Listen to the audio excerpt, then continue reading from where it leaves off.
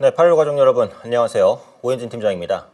오늘 오전까지는 사실 분위기가 굉장히 좋았거든요. 네, 그런데 이제 오후로 오면서 코스닥 시장이 좀 크게 밀리고 우리가 그동안 고질적으로 이제 느껴왔었던 게 반도체 쏠림이잖아요. 네, 그런 현상이 다시 한번 좀 나타났습니다. 근데 조금씩은 바뀌고 있다고 생각해요. 그러니까 반도체 쏠림은 쏠림인데 그러니까 예전 같으면은 그냥 원사이드 반도체 쏠림이었거든요. 다른 종목은 그냥 다 부셔버렸어요. 근데 오늘도 이제 그 오장 들어서면서는 그런 모습이 뚜렷하게 나타나기는 했지만 약간 이제 전체적으로 수급이 들어가는 듯 하다가 조금 반도체로 옮겨가는 요런 모습이거든요. 그게 이제 실적 시즌이 다가오면서 나타나는 좀 변화지 않을까라는 생각도 들어요. 그래서 아직은 반도체 쏠림장은 맞는데 그래도 그런 부분들이 예전부터 원사이드한 쏠림이라기보다는 그래도 실적주가 살짝 들어온 듯 하면서 가는 쏠림이다. 아직은 쏠림이긴 하다. 이렇게 봐야 될 것 같아요. 참 쉽지가 않습니다. 시황이. 자, 의심의 여지가 없는 반도체 성장성 이렇게 잡아봤고요. 마이크론 실적 보셨죠? 와, 놀랐습니다. 예상 바뀌네요. 이게 실적 기대치가 높았고 앞으로에 대한 가이던스 기대치도 높았습니다. 둘 다 높았는데 이 높았던 거를 애매하게 넘어서면은 세론 나올 수 있거든요. 애매하지가 않았어요. 그냥 부셔버렸습니다. 상단을. 그래서 역대급 실적이 나왔고요. 역대급 실적만 나온 게 아니고 앞으로의 전망치도 굉장히 공격적으로 공격적이지는 않겠죠. 그러니까 마이크론이 생각할 때 그 정도는 갈 수 있다고 생각하니까 한 전망치인데 어쨌든 시장이 예상한 것보다는 훨씬 더 뛰어넘었습니다. 그래서 이제 급등을 했고 그 영향이 삼성과 SK하이닉스를 급등을 올렸고요. 그다음에 장기 공급 계약 관련 이슈가 있었어요. 그러니까 지금 체결된 게 한 16건 정도 된다라고 했고 지금 논의 중인 것까지 추가적으로 장기 공급 계약이 체결된다면 전체 매출의 절반 이상이 장기 공급 계약이라는 겁니다. 그 말은 삼성전자나 SK하이닉스도 이미 절반 가까이는 장기 공급 계약이 진행되고 있을 수 있다는 얘기입니다. 그래서 그 말은 반도체주의 실적 안정성은 더 높여진다라는 거죠. 장기 공급 계약 비중이 증가하는 건 반도체의 변동성 완화에 도움이 될 것 같아요. 그러니까 지금 반도체 섹터가 전체적으로 실적이 좋을 것으로 예상되지만 얼마나 좋을 것인지에 대한 예상이 거의 안 되잖아요. 잘 맞지도 않고. 그러다 보니까 들쑥날쑥한 건데 LTA가 장기화가 된다라고 한다면 그건 대략적으로 가격이 나와 있는 거니까 실적에 대한 예측이 훨씬 더 수월해질 수 있어요. 그럼 실적 전망치와 실제 실적의 괴리가 별로 없어지면서 주가도 그런 부분에 크게 휘둘리지 않고 안정적으로 갈 수 있는 환경이 만들어지지 않을까. 그래서 장기 공급 계약이라는 것은 반도체의 변동성을 줄이는데 도움을 줄 수 있는 요소가 되지 않을까. 이 정도의 생각은 있습니다. 자, 그리고 SK하이닉스 이슈는 계속 나옵니다. ADR 12월 나스닥 100에 편입될 것 같다라는 얘기가 나왔네요. 그래서 지금 ADR이 7월 10일에 있을 것으로 보이고 12월에 나스닥 100까지 간다면 패시브 자금들이 꾸준히 유입될 수 있는 여지들은 충분히 생기고 있다. 수급 개선에 대한 기대감은 계속되는데 어쨌든 이것 때문에 SK하이닉스가 삼성전자보다 훨씬 더 오버슈팅을 한다면 좁히는 과정은 또 진행이 될 거라고 봅니다. 저는 삼성전자가 시총 1위를 하는 게 더 자연스러워 보이기는 해요. 어쨌든 매출이라든지 영업이익 규모 면에서 차이가 나니까. 하이닉스는 매몰이 100%고 영업이익률도 높지만 그래도 삼성전자가 이익이 안 나오는 건 아니고 절대 이익 규모는 삼성전자가 훨씬 크건 맞거든요. 올해 내내 아마 그럴 텐데 시총이 뒤집히는 거는 조금 과도하다는 생각은 들기는 하거든요. 그래서 SK하이닉스와 삼성전자의 시총 괴리가 좀 벌어진다. 여기서 벌어진다는 것은 SK하이닉스가 더 계속 커진다. 삼성전자는 좀 정체고 그럼 오히려 그때는 삼성전자를 또 매수하는 전략이 유리할 수도 있겠다. 이런 생각이고 지금 삼성전자가 어제 그 자사주 매입 관련해서 제가 말씀은 드렸고 그다음에 사측에서 정확한 발표가 나오겠죠. 추가적으로 삼성전자도 ADR을 고려할 수도 있는 거 아니냐. 이런 기사가 또 나오고 있어요. 삼성전자는 이미 GDR이 상장되어 있습니다. 그리고 삼성전자의 외국인 비중도 너무 높죠. 그래서 삼성전자가 ADR에 대한 생각이 있는지 없는지는 잘 모르겠는데 지금 기사로는 ADR 삼성전자도 할 수 있다? 이렇게 나와요. 그래서 실제로 삼성전자도 추진을 하게 되면 역시 밸류가 한 단계 더 업그레이드 되는 상황들을 만들 수 있지 않을까 이런 생각입니다. 근데 이런 건 있어요. SK하이닉스가 ADR을 하는 거랑 삼성전자가 ADR 하는 건 조금 다른 문제입니다. 그러니까 SK하이닉스는 지배 구조가 심플하거든요. 근데 삼성전자는 복잡해요. 그러니까 주주 자체가 다양하고 삼성전자의 지분을 가진 기업들도 많고 그래서 ADR을 하려면 그 미국의 까다로운 규제들을 좀 통과를 해야 되거든요. 근데 SK하이닉스보다는 삼성전자가 그런 규제들을 통과하기가 좀 더 난이도가 높을 가능성이 있어요. 그런 것 때문에 삼성전자가 안 할 수도 있는데 어쨌든 기사로는 ADR에 대한 기대감이 좀 나오고 있다. 그 부분 참고하시면 될 것 같아요. 자, 그리고 트럼프가 이제 법무부에 정유사 조사를 지시했습니다. 그러니까 이게 지금 트럼프가 확실히 조금 그 속된 말로 약간 똥줄이 타고 있다 이렇게 이제 보여져요. 지금 그 캐비너시 의장도 매파적인 언급을 했고 올해 미국의 금리 인상 전망이 너무 엇갈려요. 누구는 동결한다 그러고 누구는 뭐 3번까지도 올린다 그러고 굉장히 정신없는 상황인데 트럼프 대통령 입장에서는 금리 올리는 게 너무 싫잖아요. 네, 그러니까 정유사에 이거 국제유가 내려가고 있는데 기름값 왜 안 내리냐? 네, 뭐 이런 얘기입니다. 그러니까 한국으로 따지면 이재명 대통령이 정유사를 조사해라. 기름값이 왜 이렇게 비싸냐? 빨리 내려라.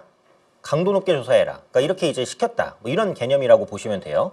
그래서 이제 국제유가도 좀 빠르게 하락하고는 있습니다. 현재 70불 밑으로까지 내려왔는데 이란과 미국의 합의가 계속 잘 진행이 된다면 추가적인 하향 조정 가능성도 있겠죠. 그래서 금리 인상에 대한 가능성은 유가가 낮아지면 같이 낮아지는 거니까 그 부분 한번 보시면 될 것 같아요. 그래서 트럼프 대통령이 확실히 금리 인상에 굉장히 민감하다라는 것을 이번 이슈를 통해서 좀 알 수 있지 않았나 이런 생각이고요.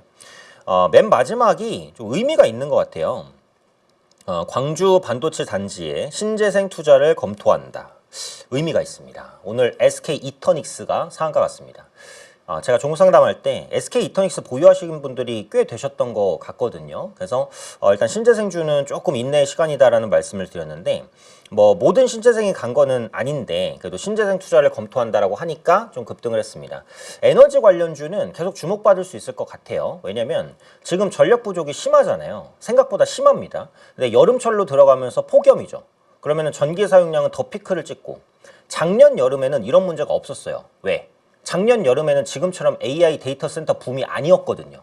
근데 AI 데이터 센터 붐에 맞는 첫 여름입니다, 지금이. 그래서 여름철 전력 피크와 데이터 센터형 전력 부족이 같이 부각될 수 있어요. 그럼 광주 지역에 수백조 원의 반도체 단지를 건설하면 거기서 먹는 전기도 어마어마할 텐데 이걸 또 어떻게 조달할 거냐? 그냥 끌어다 쓸 수가 있냐?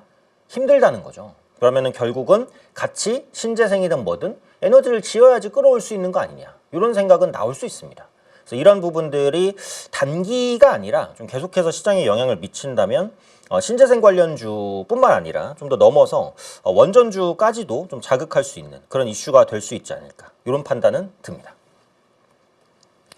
특징 섹터 볼게요. 오늘은 반도체 빅2로 사실 뭐 거의 설명을 끝낼 수도 있을 것 같긴 한데 다른 섹터들도 소소하게 올라오긴 했습니다.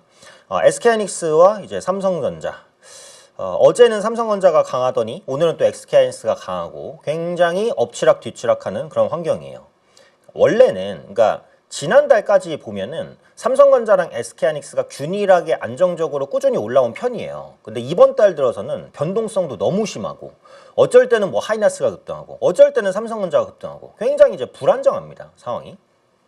그래서 제가 이제 전략적으로 말씀을 드릴 때는 바이앤 홀딩을 하셔도 상관은 없을 것 같기는 한데 궁극적으로는 더 갈 것 같으니까 다만 기술적으로는 급등할 때 비중을 조금 줄이고 급락할 때 비중을 조금 늘리고 이런 조절을 좀 하실 수 있으면 좀 더 좋지 않을까.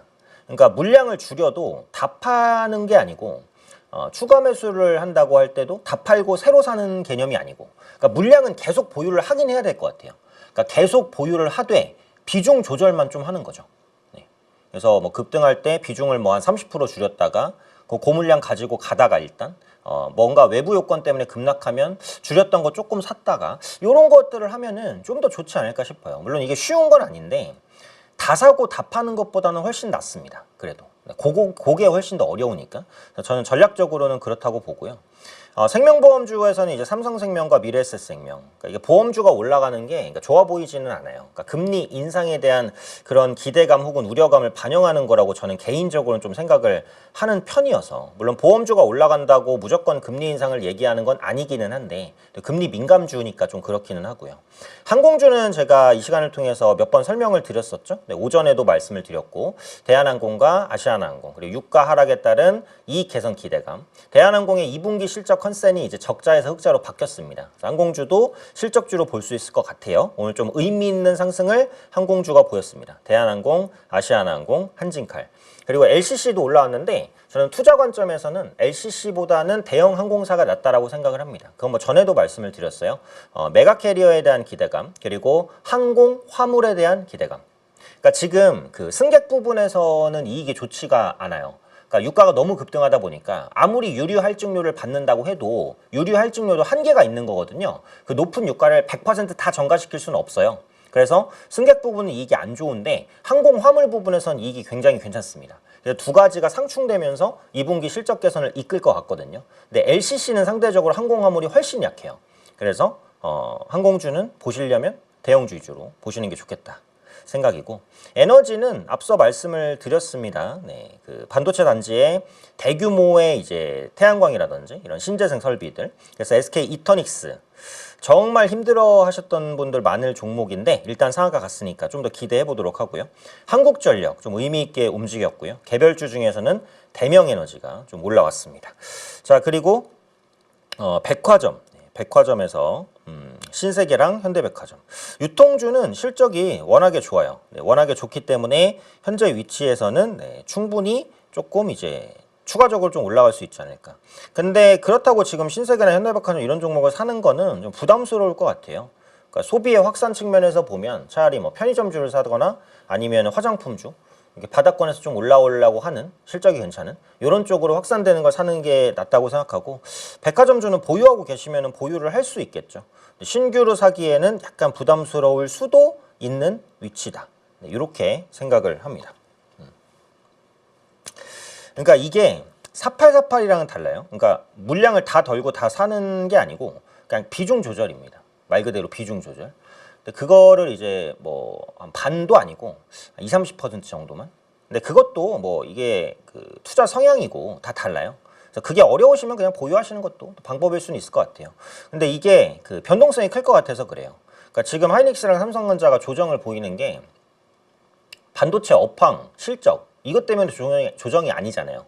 그러니까 외부 요건들. 예를 들면 레버리지를 통한 변동성 확대, 금리에 대한 리스크, 혹은 뭐 외국인의 매도, 환율 이런 외부적인 굉장히 복잡한 요인들이 작용하면서 주가를 뭐 급락시켰다, 급등시켰다 이렇게 정신없게 만드니까 그런 변동성 때문에 또 말씀을 드리는 거긴 합니다. 근데 앞서 언급드린 대로 궁극적으로는 우상향이라고 보기는 하기 때문에 뭐 보유하고 계셔도 큰 문제는 없을 수는 있겠다 이 생각입니다. 하실 수 있으신 분만 하시면 될 것 같아요.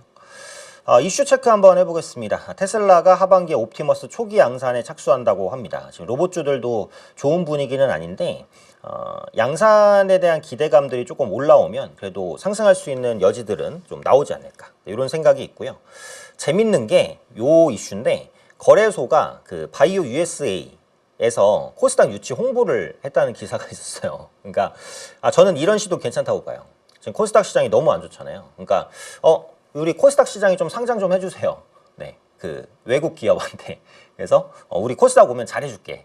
우리 시장을 좀 와봐. 네, 이런 것들을 했다라고 합니다. 네, 요것 때문에 뭐 누구를 유치하고 뭐 쉽지는 않겠지만 그래도 이런 노력들이 빛을 발한다면 의미는 있을 수 있겠죠. 굉장히 기술력이 있거나 뭐 이런 기업들을 코스닥 시장으로 외부에서 유치할 수 있다라고 한다면 그것도 뭐 좋을 수는 있다라고 봅니다. 쉽지 않겠지만 뭐 이런 노력들을 저는 뭐 나쁘지 않게 생각은 해요. 네, 성과가 있으면 좋고 뭐 없으면 할 수 없는 거기는 한데. 자, 그리고 모건 스탠리가 이런 말을 했네요. 나트륨 배터리가 새로운 석유다. 나트륨 배터리 이슈는 제가 이전에 조금씩 말씀을 한번 드리기는 했었어요. 네, 몇 번 이제 말씀을 드리기는 했었는데 나트륨 배터리 기존의 이제 리튬 이온 배터리보다 훨씬 더 싸죠. 훨씬 더 싼데 밀도는 조금 떨어지고 그래서 ESS에서 많이 적용될 가능성이 높다.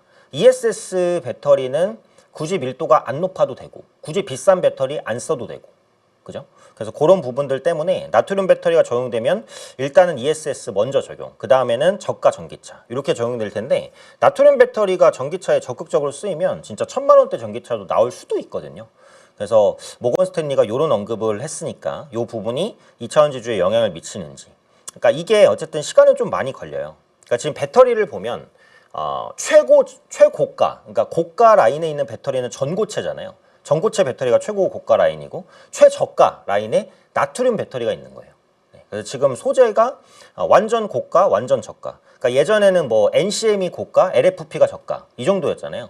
지금은 NCM도 있고 하이니켈도 있고 울트라하이니켈도 있고 NCMA도 있고 NCA도 있고 LFP도 있고 지금 말씀드린 나트륨도 있고 뭐 전고체도 있고 되게 다양해졌습니다. 그래서 풀이 넓어졌죠. 그래서 2차 전지의 소재가 훨씬 더 좀 다변화가 되고 있다. 이런 것들도 특징적으로 생각해 보시면 될 것 같아요. 이게 이제 2차 전지주에 어떤 영향을 미칠지는 조금 더 상담을 해봐야겠죠. 자, 그리고 차트 한번 보겠습니다. 요즘에 그 코스피의 상승 기여율이 낮아졌어요. 코스피의 개인 상승 기여율을 보시면 살짝 우하향을 보이죠. 코스피의 금융투자 상승 기여율을 보시면 3, 4월이 피크를 찍고 약간 하향입니다. 그러니까 상승 기여율이 낮아졌다라는 것은 외국인의 영향력이 좀 더 커졌다라는 것을 의미해요. 그래서 예전에는 외국인이 냅다 팔아도 개인이 사면은 그냥 다 뚫고 올렸는데 요즘에는 개인이 많이 사도 외국인이 팔면은 살짝 저항을 받는 그런 모습들이 나오고 있다라는 겁니다. 그래서 앞으로 외국인의 수급의 중요성이 조금 더 커지지 않았나 이런 생각이 있고 코스피 관련 ETF 설정액은 최근에 순유출 흐름이 살짝 나타나고는 있습니다. 근데 오늘 보면은 뭐 ETF 수급이 또 들어온 것 같기는 한데 차트상으로는 살짝 나갈랑 말랑 하는 위치인 것 같기는 해요. 그래서 한마디로는 외국인의 수급 영향력이 이전보다는 조금 더 커졌다. 이 정도로 보시면 될 것 같고요. 아까 나트륨 배터리 얘기했는데 그 180도 반대에 있는 게 이제 전고체 배터리입니다. 기업별 출시 계획 간단히 한번 볼까요? 지금 삼성 SDI는 하반기, 27년 하반기에 양산 목표고요. 가장 구체적인 국내 양산 목표입니다. 샘플은 23년부터 넣고 있었고요. 도요타 같은 경우에는 이제 그 27년, 28년 잡고 있고요. 비아디도 27년, 29년 이렇게 그래서 제일 빨라봤자 27년 정도. 조금 늦으면 28에서 9년 정도. 그러니까 이게 대량 양산이 되려면 최소한 3년 뒤 정도는 돼야 대량 양산이 될 것 같기는 합니다. 전고체가 참 구현하기가 쉽지가 않고 비싸요. 그러니까 배터리라는 게 그 안에서 이온이 쉽게 왔다 갔다 해야 되는데 그게 액체일 때보다 고체일 때가 이동하기가 훨씬 더 어렵잖아요. 그래서 그런 부분들을 극복하는 기술은 있지만 대량 생산하기에는 여전히 너무 비쌉니다. 그래서 가격 안정이라든지 이런 부분이 좀 필요하고 전고체가 꼭 필요한 거는 그 휴머노이드거든요. 휴머노이드의 전고체를 쓰면 딱 좋아요.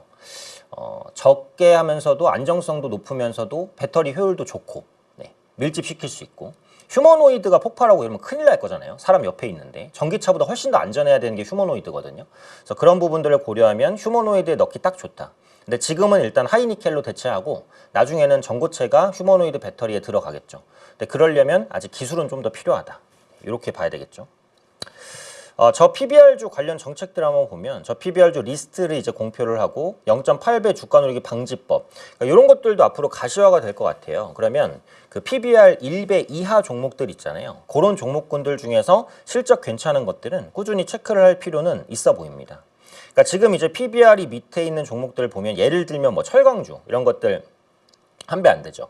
그리고 뭐 자동차 부품주 이런 것들 한 배 안 되죠. 그리고 그 금호타이어가 어제 그 반도체 클러스터 토지 이슈 때문에 급등했는데 금호타이어도 보시면 PER이 한 4-5배, PBR 0.5배 이거밖에 안 돼요. 그래서 그런 종목군들이 살짝 이슈가 될 수도 있겠다. 그래서 저 PBR 관련해서의 정책들도 꾸준히 나올 가능성은 있다라고 보니까 시간이 되시면 저 PBR 관련주 뭐가 있는지 한번 체크해 보실 수도 있지 않을까 이렇게 보여집니다. 자, 그럼 여기까지 보도록 하고 넥스트레이드에서 움직인 종목들도 한번 체크를 해볼까요? 광주 신세계가 또 올라갔네요. 그러니까 이게 지금 그 반도체 클러스터, 광주 반도체 클러스터에 후보지가 4군데 정도 되는데 역시 이제 뭐 토지라든지 이런 가치 모멘텀으로 올라갔습니다. 개별주기 때문에 뭐 크게 보기는 어렵고 금호타이어도 마찬가지. 아까 잠깐 말씀드렸는데 반도체 클러스터의 이제 토지 가치 이런 부분들이 부각이 됐고요. 개별 증권주 하나 올라왔네요. 한양증권 2% 정도. 그다음에 지주회사 SK, 웹젠, 게임주 살짝 올라왔고요. 제약바이오주 조금 있고, 그다음에 유리기판 SKC, 유통주. 뭔가 공통점은 없네요. 그 반도체 관련돼서 테마성으로 움직이는 종목 조금, 그리고 증권주, 제약바이오, 그리고 유통, 이렇게 올라왔습니다. 넥스트레이드에서 흐름은 뭐 그렇게 특징적이지는 않은 것 같아요. 그래서 오늘의 나스닥, 미국 마감 현황이 굉장히 좀 중요하지 않을까 이런 생각입니다. 일단 마이크론이 시간의 급등 이후에 본장에서 또 어떤 흐름을 보이는지도 중요해요. 그 상승폭을 좀 지켜낼 수 있는지 아니면은 상승폭을 좀 토해내고 내려오는지 이런 부분을 보는 것도 중요할 것 같으니까 그 부분 포커스 맞춰서 잘 눈여겨보시면 좋을 것 같습니다. 변동성은 갈수록 커지고 있습니다. 전략도 기준도 없다면 결국 잃게 됩니다. 시장에만 맡기는 투자는 이제 끝입니다. 3명의 전문가가 각자 가장 자신 있는 3가지 실전 투자 전략을 전수하는 12주 실전 투자 썸머스쿨. 미국의 성장 종목을 포착하고 국내 수혜와 연결해 1+1 수익을 만듭니다. 시장이 미처 보지 못한 저평가 종목의 턴어라운드. 언제 들어가서 언제 챙길지 평생 가는 매매 습관을 만들어 드립니다. 이번 여름이 끝나면 여러분은 달라져 있을 겁니다. 저희가 그렇게 도와드리겠습니다.